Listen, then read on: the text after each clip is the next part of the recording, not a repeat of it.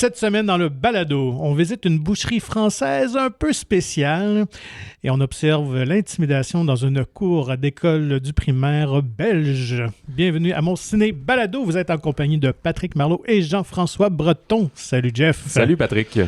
Alors, une semaine très allégée, mais quand même avec deux films qui méritent qu'on en parle en bien, je pense. Ouais, exact. On est comme dans un petit, peut-être, creux de vague là, de quantité et de disons, sorties à grand déploiement. C'est surtout américaine, quand même, c'est rare que... Ben là, c'est sûr qu'il y a eu le Batman, donc je pense que tout le monde se sont tassés un peu du chemin, mais... Exact, fait que là, on est dans plus les cinémas internationaux, québécois, français, mais il y a quand même des produits de très belle qualité, notamment les deux films qu'on discutera aujourd'hui. Tout à fait. Donc, qui est Barbac et Un Monde. Mais avant de parler de ces films-là un peu plus en détail, petite semaine également en termes d'actu et bande-annonce. Donc, en fait, il n'y a même aucune bande-annonce qu'on pourrait dire qui a vraiment capté notre attention. Là. Donc, non, on dirait que c'est juste des séries télé puis des films de plateforme, mais rien cette semaine très tranquille pour les dévoilements de bande-annonce de grand écran.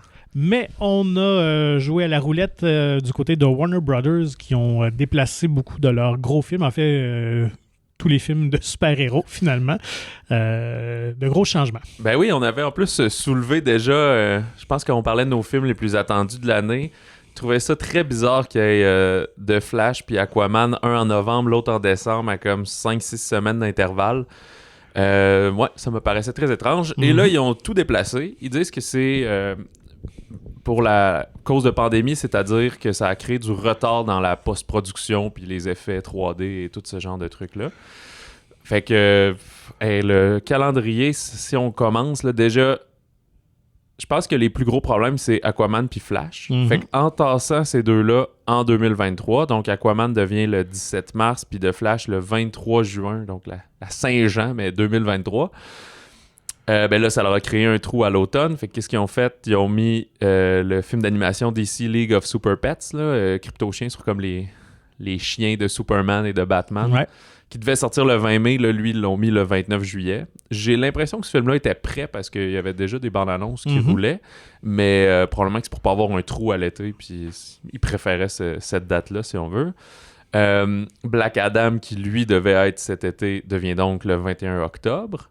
Et un seul film a été devancé, puis c'est le deuxième Shazam, Fury of the Gods, qui devait avoir lieu, lui, en juin 2023. Il revient en décembre 2022, donc pour avoir un film dans le temps des fêtes. Ouais. Et puis il n'y a pas Zendaya qui va être justement dans ce film-là, il me semble. Dans le Shazam 2? Ouais. Bonne question. Zendaya? Non, c'est... non, est-ce qu'il était dans West Side Story? Oui, c'est ça. J'ai mêlé. Son nom m'échappe. Aïe aïe. Mais je m'en veux, là. Mais je pense qu'on va créer un peu de synergie. Parce Rachel Zegler. Voilà. Okay. Parce que Black Adam est tiré de l'univers de Shazam. C'est un des ennemis de Shazam. Donc, peut-être qu'il va y avoir un petit rapprochement entre les deux, je pense. Ouais, s'il y a eu le temps de le remodeler, puisque vu qu'il était prévu pour être dans le sens inverse, je sais pas s'ils vont tweaker ça un petit peu. À voir. Donc, pour voir Michael Keaton en Batman, malheureusement, il va falloir patienter encore un petit bout. Fait que ça, je suis un peu déçu, je dois avouer. Parce que c'est un méchant bout, parce que juin, c'est quasiment 15 mois d'attente, finalement. Vraiment. Donc, à suivre. Sinon, si on parle de Warner, ben quand même une annonce. Des rumeurs, mais habituellement, quand on sort ces rumeurs-là, c'est que généralement, c'est presque fait. Denis Villeneuve va chercher une grosse pointure pour ajouter à Dune 1, partie 2. Florence Pugh qui devrait joindre le cast, les comédiens. Ouais, c'est ça, comme si la distribution était pas assez imposante déjà. Fait que Florence Pugh, un peu une des nouvelles coqueluches d'Hollywood, surtout depuis Black Widow. Ça va être le rôle de la fille de l'empereur. Ça, c'est comme des personnages qu'on n'a pas vus encore dans le premier volet. Là. Effectivement. Donc, c'est la famille Corino qui gère la galaxie, donc qui est l'empereur. Alors, c'est sa fille, la princesse Irulan. Donc, je pense que c'est un bon choix. De nos recherches, tu disais que dans le film de David Lynch, c'était comme elle qu'on voyait sa face dans l'espace puis qui narrait un peu. Effectivement, donc pour ceux qui n'ont pas lu le roman, mais qui auraient peut-être vu le vieux film à l'époque, donc c'était joué par Virginia Madsen, même à l'époque, et je pense que c'était un de ses premiers rôles plus importants, bien qu'elle ne faisait pas grand-chose, juste que parler trop longuement dans le film, il y avait juste trop de narration avec son personnage. Mais j'ai l'impression que si on va chercher Florence Pugh, probablement qu'on va l'intégrer, évidemment, un peu plus au récit. Ouais. Et Florence Pugh, d'ailleurs, je sais pas si tu avais fini avec Dune. Oui. Mais elle s'était occupée, hein, parce qu'actuellement, elle filme Oppenheimer de Christopher Nolan, qui lui aussi est une rasade de comédiens. D'ailleurs, il y a Kenneth Branagh qui a été ajouté aussi au casting. Là. Je pense qu'à chaque semaine, à peu près, il annonçait quelqu'un qui s'ajoutait au casting de ce film incroyable, si on veut. Et j'ai repensé à quelque chose suite à notre épisode des films qu'on attendait de 2022, je pense. Puis j'avais parlé du film d'horreur Don't Worry Darling de Olivia Wilde, qui va être, je pense, le prochain film dans lequel on va la voir. Ça prend l'affiche en septembre de mémoire. Puis là, il y avait eu confusion parce que tu m'avais appris qu'ils étaient devenus un couple. Puis là, moi, je pensais que tu disais que c'était Florence Pugh puis Harry Styles. Mais c'est Harry Styles puis Olivia Wilde. Parce que là, ça disait écart d'âge. Puis là, j'étais là, non, ouais, ils ont l'air pareil un peu. Puis là, c'est par après qu'on Olivia est une cougar. Mais oui, non, écoute, un drôle de couple quand même, parce qu'on sait qu'Harry Styles est quand même un artiste assez éclaté, quand même assez unique dans son genre. Ouais, je sais pas s'il est... on est potine, là. Je sais pas s'il est comme le beau-père des enfants, ou à ce moment-là, c'est juste comme le chum de ma mère. On verra. Selon écoute, le temps. Si tout le monde est heureux, moi, ça me dérange pas. Écoute, faut se rappeler que Demi Moore a été longtemps en couple avec Ashton Kutcher, hein, donc... ouais, c'est vrai. Eux, c'est ça. Une dizaine d'années. Elle avait ses enfants avec Bruce Willis. Tout à fait, Ben voilà pour le patinage. Ouais, je m'attendais pas à ce qu'on aille là, mais c'est moi qui ai commencé. Je l'assume. C'est ça. Oui. Ben, on a attaqué une nouveauté, mais il y en a une très majeure qu'on oublie, en fait, puis c'est Revoir le bonheur. Ah, bien sûr. Parce que vu qu'on l'a vu, que ça a sorti initialement quelques jours en décembre avant de la fermeture, ben... C'est pour ça que dans ton introduction, c'est vrai, on s'en va aussi aux îles de la Madeleine, finalement. Ouais. Donc, pour ceux qui n'avaient pas eu l'occasion de voir ce film-là de Ken Scott, comédie dramatique quand même assez chouette, surtout très bien joué, là, un très quatuor assez intéressant de comédien dans ce film-là. Donc, c'est le temps. Alors, finalement, le film reprend l'affiche également en fin de semaine. Puis comme on avait mentionné, entre-temps, il est allé gagner un prix d'interprétation masculine au Festival de l'Alpe d'Huez. D'habitude, c'est comme une récompense individuelle, mais là, ils l'ont donné vraiment au quatuor, là, comme Team Spirit, un prix d'équipe. Et on a appris aussi que le film a été vendu en France, en Espagne, puis au Portugal, fait qu'il va prendre l'affiche dans ces marchés-là aussi prochainement. Donc, de bonnes nouvelles. On le rappelle encore, ces 4 frères qui retournent dans la maison paternelle suite au décès de leur père et là, doivent décider qu'est-ce qu'ils vont en faire. Est-ce qu'ils vont la vendre, la garder? Puis toute leur tension familiale sous forme un peu, c'est ça, de comédie dramatique éclate et doivent se résoudre. Donc, Au revoir le bonheur de Ken Scott. Est-ce qu'on débute par le plus dramatique et on termine par le plus léger? Ouais, allons-y comme ça. Alors, en fin de semaine, donc, sort Un monde, un film belge. Ouais, il est sorti à Montréal la semaine dernière, puis là, il ouvre à Québec, à Sherbrooke, peut-être d'autres villes aussi, fait que peut-être qu'aussi dans les prochaines semaines, il va ouvrir de plus en plus, mais... Excuse-moi, je t'ai coupé. Non, donc un peu plus accessible. Oui, on avait évoqué un peu la semaine dernière sa sortie. Là, heureusement, est sur un peu plus d'écran. Donc, un film quand même assez attendu parce que il a raflé plusieurs prix, a été présenté dans plusieurs festivals du monde. Donc, qui raconte un monde... Un monde qui aussi, c'est ça, était le représentant de la Belgique aux Oscars, mais ne s'est pas rendu jusqu'à la courte lice.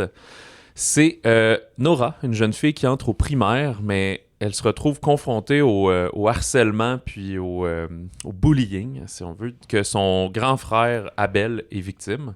Sauf que là, elle se retrouve tiraillée entre comme protéger son frère, que leur père lui demande de la tenir au courant parce que lui dit « ben faut que tu m'informes pour que ça puisse cesser ». Puis elle-même qui veut avoir une vie sociale puis ne pas être associée à son frère, qui est un peu le loser, tu sais, de sa cohorte. Fait que c'est ça. C'est joyeux de même. Et que lui veut pas, en fait, dénoncer ses agresseurs. Exact, parce que c'est ça ça. va juste rempirer, comme on sait, c'est souvent le cas. Donc, un film qui a quand même gagné, il faut le mentionner, là, les 7 prix Magritte, qui sont comme l'équivalent des Oscars belges. OK. Alors, donc, ça témoigne de sa qualité, dont meilleur premier film, réalisation et les prix Espoir pour les jeunes comédiens. Il faut mentionner que les deux jeunes ils sont vraiment bouleversants et incroyables et captivants à voir. Ouais, c'est ça. C'est fascinant qu'il y ait des jeunes d'un tel âge. C'est pas des jeunes de 14 ans. Là. C'est comme, je sais pas. 8 ans peut-être. Là, ouais, c'est ça. Là, moins de ouais. 10 ans, là, c'est sûr. Fait que s'il était pas bon, le film serait pas bon, c'est sûr. Fait que ça va de soi, mais c'est quand même épatant qu'un enfant de genre 5-6 ans arrive à jouer comme ça, puis ça joue beaucoup en introspection. Ben, si je peux me permettre aussi, ce qui est singulier avec le film, c'est qu'on filme à hauteur d'enfant. C'est caméra à l'épaule, assez des très gros plans.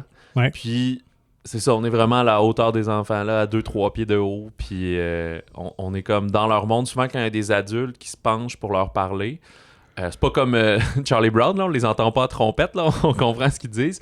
Mais des fois, ils sont un petit peu hors champ. Puis, on veut voir l'enfant, comment il réagit, comment il pense, comment il est bloqué émotionnellement, des choses comme ça. Non, c'est une réalisation vraiment efficace et audacieuse, d'autant plus que la majorité du récit, écoute, je pense en fait, tout se passe à l'école, donc on n'est jamais en dehors des lieux de l'école, on n'est jamais dans leur famille, dans leur maison, à ces enfants-là. Mais le 3/4 se passe dans la cour d'école aussi. Ouais, un petit peu au dîner, donc, mais beaucoup cour d'école, ouais. Alors, puis évidemment, ben écoute, c'est bouleversant à voir parce que c'est criant de vérité. Évidemment, c'est un style très documentaire. On dirait qu'on a juste planté une caméra là puis qu'on suit des élèves, là, donc c'est un naturel. Évidemment, on sait à quel point les enfants peuvent être cruels, malheureusement, à cet âge-là. Fait, ouais, c'est ça. Donc, mais c'est pas un film qui est fait pour être larmoyant, puis non. C'est juste pour montrer cette facette-là. Peut-être qu'on oublie, peut-être qu'on a tous vécu certains pire que d'autres, comme le jeune Abel, par exemple. Mais ça se veut pas non plus comme mélodramatique, là. Fait que c'est assez réaliste. C'est ce que j'ai aimé. Il n'y a pas de manipulation. D'ailleurs, il n'y a pas de musique. Je sais pas si tu avais remarqué. Vrai, ouais. Il n'y a aucune musique. Donc, déjà là, on élève justement un effet là, qui vient appuyer ce côté dramatique-là du film. Donc, évidemment, c'est un film... plus lourd, donc faut être dans l'ambiance pour aller voir ce film. Il n'est pas très coloré au niveau de la coloration, justement, assez terne dans ses couleurs, même si les enfants ont des chandails rouge, orange, tout est quand même amené un petit peu gris. Là. Ouais, si c'est le genre de cinéma qui vous attire, ça vaut le détour. Ça mérite d'être vu. Au niveau de la durée, ça fait changement avec ce qu'on a vu dernièrement. Il dure 1h10, 1h12. C'est quand même assez surprenant. Mais c'est bien parce que s'il l'avait fait plus longtemps, là, ça serait devenu peut-être répétitif ou on aurait juste, je sais pas, bâti une escalade tranquillement, alors que là, c'est vraiment concis dans le message puis dans le récit qui arrive aux jeunes. Et encore une fois, on ne peut que le répéter vraiment, surtout la jeune comédienne qui est encore plus présente que son frère. Elle est pratiquement de tous les plans et comme tu l'as mentionné, en gros plan. D'une vérité criante, c'est incroyable. Ouais, c'est ça. Puis il y a le côté aussi des classes sociales un peu dans le film. Là. On comprend qu'eux sont un petit peu plus pauvres que d'autres. Il y a, quand tu parlais un peu de la cruauté des enfants, tu sais qu'un jour, elle essaie de se faire des amis, un jour, ils sont amis, le lendemain, non, finalement, t'es plus mon ami. Puis que ça les déchire. Rejet par association, disons ça. Ouais, exact. C'est ça qui cause problème dans sa relation avec son frère. Tu sais. D'ailleurs, il y a 2-3 bonnes scènes là, qui sont assez tristes entre les deux, justement, là, où elle attend de s'affirmer. Puis... En tout cas, non, c'est vraiment bien écrit. Le seul critique que je pourrais faire en écoutant le film, je me disais, mais coudonc, ils sont où les enseignantes, les surveillantes? Ouais, ça se peut qu'il y ait ça un peu. Puis des fois, on dit, ben là, c'est pas... c'est un autre pays, là. Genre, peut-être que c'est pas traité exactement comme nous non plus. Mais... tu sais, puis comment dire, tu sais, c'est pas la touche over, quand je disais mélodramatique, là, ça finit pas c'est dans un bain de sang, puis une affaire comme ça, là, c'est quand même terre à terre, là, il y a quand même du positif dans ce film-là, là, de l'espoir, si on veut.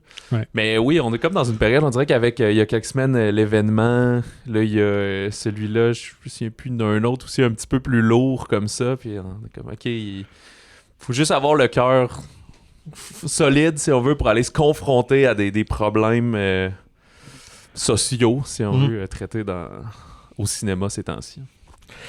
Et j'ai appris que finalement la tartine à la confiture semble être une collation nationale de la Belgique parce qu'ils mangent tout le temps ça à chaque dîner. Je me souviens, moi, quand j'étais au primaire, j'avais une camarade de classe, là, genre, je me souviens en maternelle, une camarade, puis elle avait un sandwich au pain blanc avec du fromage single de Kraft, là, tous les jours dans sa collation. Tu sais. Puis maintenant, je sais que c'est la journée, mais moi, je sais pas toi, mais quand j'étais jeune, c'était des demi-journées, la maternelle. Ouais. Là. Puis, pour tes enfants, ça devait être. C'était ça. pleine journée. Ah ouais? Pleine journée, ok. Ben, moi, dans les années 90, c'était des demi. On dînait pas, mais on avait comme une collation.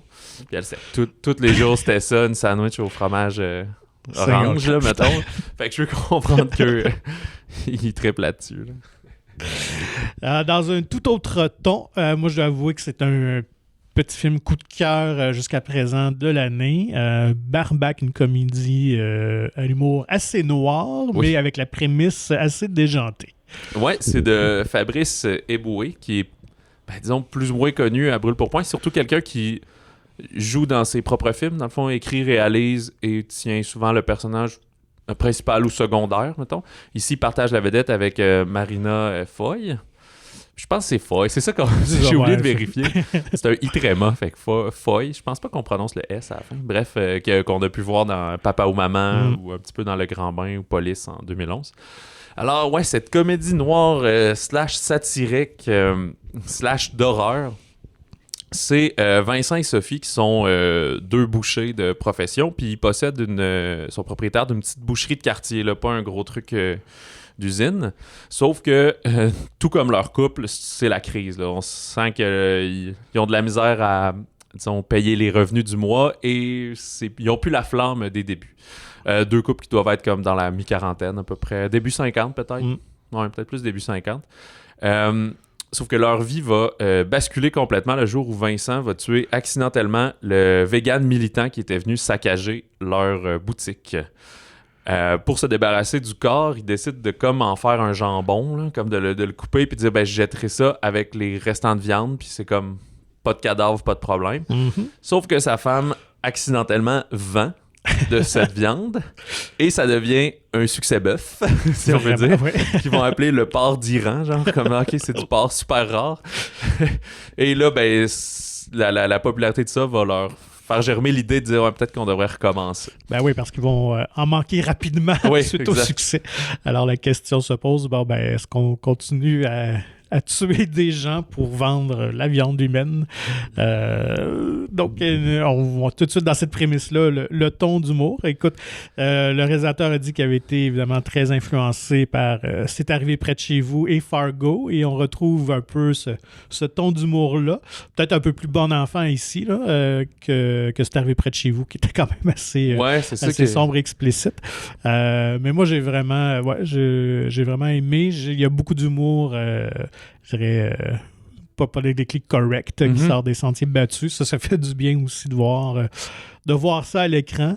Et les comédiens sont très sympathiques. Justement, Marina Foy, que j'avais adoré dans Maman ou Papa, elle a un très bon sens du timing, mais elle est capable d'aller dans des zones... elle joue bien le malaise, disons ça. Oui, absolument. Genre. Puis, c'est vraiment un des coups forts du film, c'est elle, je trouve. Puis même, elle quasiment plus de l'avant que Fabrice. Oui. Parce qu'elle est vraiment accro et elle pousse beaucoup. Oui, c'est ça, c'est elle qui va le pousser à commettre d'autres meurtres. Comme un peu en... C'est peut-être pas pour être... volontairement le faire, mais c'est un peu l'ultimatum. Tu sais, notre couple va pas bien, moi je veux qu'on se laisse. Mais si tu fais ça, peut-être que ça pourrait rajouter du piquant dans notre vie. Ben oui, le succès de la boucherie, justement, ravive un peu leur flamme, donc une excitation entourant tout ça. Puis il y a un traitement, elle est quand même un peu fan des émissions de True Crime, là, mettons, qui suit des reconstitutions, puis d'enquête sur les plus grands criminels et tueurs en série. En fait, c'est une vraie émission qui existe en France qui s'appelle Faites entrer l'accusé, qui joue depuis les années 2000. Là, tu sais, à chaque semaine, un épisode de 1 heure qui reparle des plus grands meurtriers. Puis ça a été longtemps animé là, pendant à peu près 10 ans par Christophe Ondelatte. Puis c'est lui-même qui est dans le film. Fait que quand elle l'écoute, je sais pas si c'est des vrais épisodes ou ils en ont fait des faux. Puis tu vois que ça les influence un peu à dire il faut qu'on fasse telle manière, comme tel tueur, faut qu'on pense, faut pas qu'on fasse ça, tel tueur s'est fait pogner de même. Fait que tu sais, quand on dit critique sociale, satire, il y a un peu ce côté-là de glorifier les meurtriers puis les tueurs en série. Tu sais. Et là, moi, je dois savoir, parce que Jean-François est vegan dans la vie. Je peux pas dire à 100%, mais je flirte beaucoup avec le véganisme. C'est juste au niveau des œufs et de quelques trucs comme ça, mais je mange pas de viande animale, ça, non. Alors, comment as-tu reçu le message? Ben, je l'ai écouté 2 fois, le film, moi, dans un petit certain laps de temps, là, en quelques semaines. Puis la première fois, quand je l'ai pris au premier degré, c'est ça m'avait un peu... mais pas... Je me suis pas attaqué personnellement, mais je trouvais ça un peu faible de juste parler que les militants véganes sont vraiment intenses. Puis moi-même, je le trouve. Là, je ne suis pas militant, même si je suis pas mal végane, mais c'est ça, je trouvais ça un peu facile. Mais en le réécoutant, j'ai compris que même ça, c'était un 2e, peut-être même un 3e degré dans le film. T'sais. Son message, c'est pas les véganes sont gossants. Là. Non. Mais c'est plus... quand tu tombes dans l'extrême, puis eux-mêmes tombent dans l'extrême, puis ils ont un couple d'amis bouchers qui tombent dans l'extrême parce qu'eux, ils ont des grosses boucheries de surface, puis le but, c'est juste de faire de l'argent le plus possible. Fait que finalement, c'est juste un véhicule, ça, le concept de ceux qui mangent de la viande puis ceux qui sont contre manger de la viande. Oui, puis il y a quand même une bonne critique sociale aussi, justement, petite entreprise locale versus... un conglomérat ou en tout cas une grande chaîne et tout ça. Donc, fait qu'il y a quand même un message intéressant là, derrière le film aussi. Ouais, c'est ça. Fait que c'est ça, j'étais pas offusqué. C'est juste quand j'ai mieux réfléchi au film, je l'ai trouvé plus intelligent au final. Et j'avais lu qu'à l'origine, sa première mouture de scénario, c'était du point de vue des militants véganes. Ah, c'était comme l'inverse? Ouais, c'était comme l'inverse. Finalement, il y a trouvais, je pense, l'autre angle plus intéressant, plus humoristique. Moins conventionnel, peut-être. Ben, en fait, puis tu sais, ce qui est arrivé, c'est que leur gendre, donc le nouveau chum de leur fille, lui est un militant vegan. Fait que il y a assez intense. Ouais, c'est ça. Lui, il est très intense, voire condescendant. Là. Ouais, c'est ça. Sa blague ben, ça devient une blague là, de démarche personnelle, genre. Sauf que toutes les autres nuisent à sa démarche personnelle. Mais c'est ça, mais... tu sais, peut-être qu'en en parlant, vous pensez que ça devient burlesque, mais c'est pas ça. C'est pas le style un peu Tanguy, puis les trucs de théâtre d'été, ou comme quiproquo, puis se cacher dans le garde-robe avec une machette. Là. C'est pas ça. Genre. Non. C'est un peu plus sérieux dans son approche. Fait que c'est une comédie grinçante, là, que tu ris du malaise, mais eux font pas nécessairement des blagues. Donc, si vous très aimez, surprenant, ce ouais, film. c'est ça. Si vous aimez l'humour malaisant, qui dérange, qui brasse, Barbac, je pense, qui est absolument à voir. Puis un peu, pas aussi court qu'un monde, mais 1h25, 1h30, fait qu'on s'éternise pas. On a les bonnes coupures dans le récit pour que dans le scénario aille. Il n'y a pas de temps mort. Là. Non, c'est très bien rythmé. La fin est quand même surprenante. J'ai aimé ça. L'amener, tu te demandes comment ça va finir. Puis, ouais, très intéressant la manière qu'ils ont réfléchi à ça. Donc, est-ce qu'il y avait autre chose, autre petite sortie? Autre sortie, c'est très limité. Il y a le drame de science-fiction After Yang de Kogonada.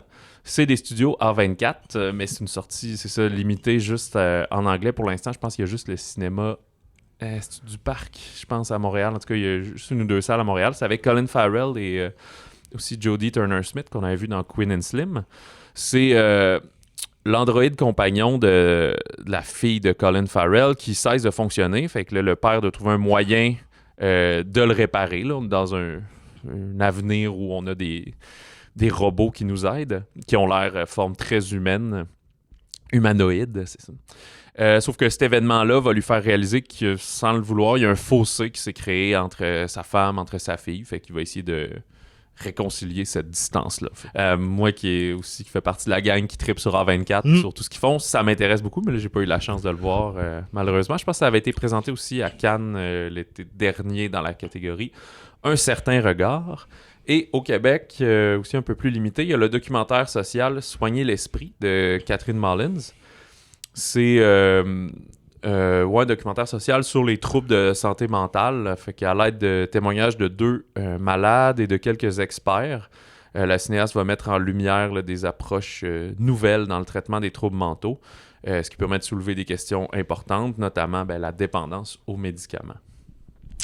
Excellent. Ça complète notre tour d'horizon des films très joyeux que ces temps-ci. Alors, comme on le disait, c'était une semaine, un menu assez maigre, mais on vous le répète, avec des films très intéressants encore. Un Monde et Barbac, qui sont, je pense, deux très bons films à voir. Exact. C'est pas eux qui ont des posters, ces abris d'autobus, mais c'est des très beaux petits bijoux qui méritent d'être polis. La semaine prochaine, on va parler entre autres du drame Nouveau-Québec de Sarah Fortin, qui est son premier long-métrage de fiction. Et si tout s'organise bien, on devrait avoir aussi une entrevue avec Sarah, comme on avait eu avec Philippe pour Le bruit des moteurs il y a quelques semaines. Et d'ici là, vous pouvez nous contacter au balado@monciné.ca.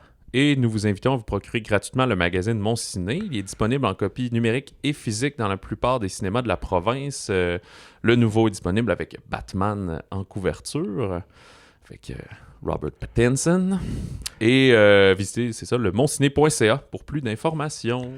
Alors, bonne semaine de cinéma tout le monde et on se reparle très bientôt.